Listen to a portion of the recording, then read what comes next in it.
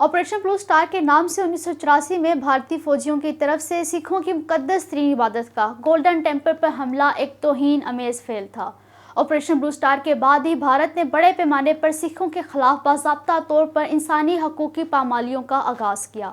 भारतीय फौजियों ने 1 से 10 जून के दरमियान 1984 में अमृतसर में वाक़या गोल्डन टेम्पल पर हमले के दौरान टैंकों और तोपों की मदद से न सिर्फ सिखों की मुकद्दस तरीन मज़ार को मलबे के ढेर में तब्दील कर दिया, बल्कि ज़ायरीन समेत हज़ारों सिखों का कत्ले आम भी किया। सिख बरादरी में ऑपरेशन ब्लू स्टार सिखों की नस्ल कुशी के तौर पर याद किया जाता है। इस ऑपरेशन में सिख बरादरी अपने अजीम रहनुमा भिंडरावाला के कत्ल को नहीं भूल सकती।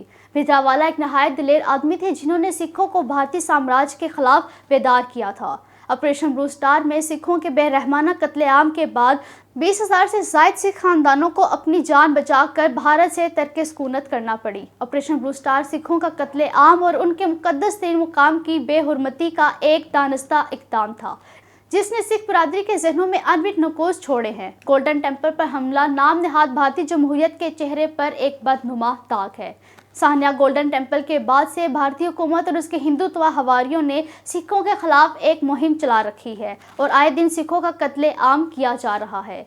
ख़ुसूसन मोदी हुकूमत यूरोप में खालिस्तान रेफरेंडम से हद दर्जा खाइफ है। बीजेपी हुकूमत की तरफ से नाफिज करदा ज़री कानून के खिलाफ एहतजाज के दौरान सैकड़ों सिखों को लापता किया गया। गुज़िश्ता रोज़ अमृतसर में खालसा कॉलेज के बाहर शिद्दत पसंद हिंदुओं ने फायरिंग करके एक सिख तालिबे इल्म को कत्ल किया और एक को जख्मी कर दिया। सिख तालिबे इल्म के कत्ल को भारतीय हुकूमत की जानिब से सिखों की नस्ल कुशी का वाक़या करार दिया जा रहा है, जबकि चंद रोज़ कबल मकबूल पंजाबी गुलकार सिद्धू मूसेवाले को, जो खालिस्तान तहरीक के हामी और किसानों की हालिया तहरीक के सरगर्म कारकुन थे, को गोलियां मारकर कत्ल कर दिया गया। भारत के खिलाफ सिखों की लड़ाई दरअसल हिंदुत्व की बालादस्ती के खिलाफ जंग है। मोदी हुकूमत भारत में सिखों के लिए अलहदा वतन की तहरीक को ताकत के जरिए कुचलना चाहती है। सिख बरादरी उस वक्त तक चैन से नहीं बैठेंगे जब तक अपना अलहदा वतन खालिस्तान हासिल नहीं कर लेते।